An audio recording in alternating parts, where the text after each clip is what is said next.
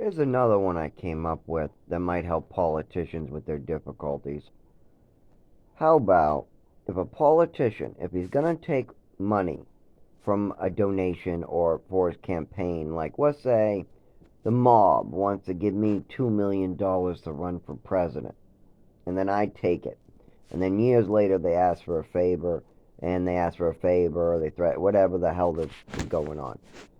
The only thing that I would add, other than get rid of lobbying and make the politicians, kind of do it the old way, pay for it and run as an honest individual, don't have other people's money paying for you. But the other idea I had a while ago is that it be a loan through a bank that is recorded through taxes and has a pay period with interest that has to be paid back on time with cash.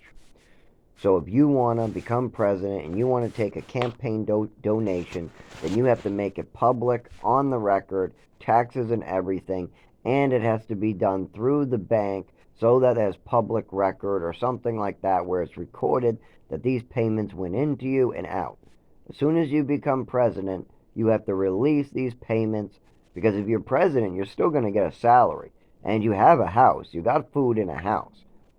So, if somebody gave you $2 million and you spent it, then you pay them back.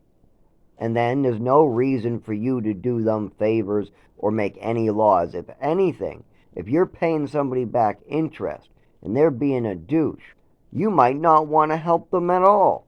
So if the mafia comes trying to change the laws in this country, but I'm paying them back interest on the loan I got, I might not be so interested in doing that big favor they asked me. That's one little idea. But I think the best idea is to do away with giving money to politicians and then asking them later for favors. I don't think that that's a good system, because we can't control what favors are asked when, and we can't control who gives the money to a campaign.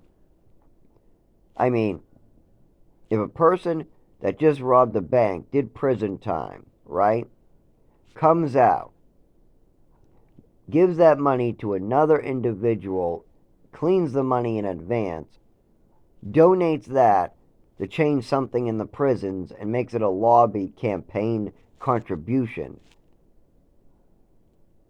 I would kind of like to know what's going on there. I would kind of like to know that my politicians aren't taking money from random strangers that could be bank robbers. I'd like to know that the person they're taking money from is Sam Walton, or the banker down the street, or the librarian who fell into some money, or, somebody that probably is able to fill out the paperwork and some type of legal paperwork to do something like get involved in politics and be one of the big contributors into change in this country. Because if you're lobbying, then you're a big part of the change in this country. And if you're lobbying for the wrong stuff, then you're going to change stuff for the worst. And we need to make sure the right people are out there trying to change things.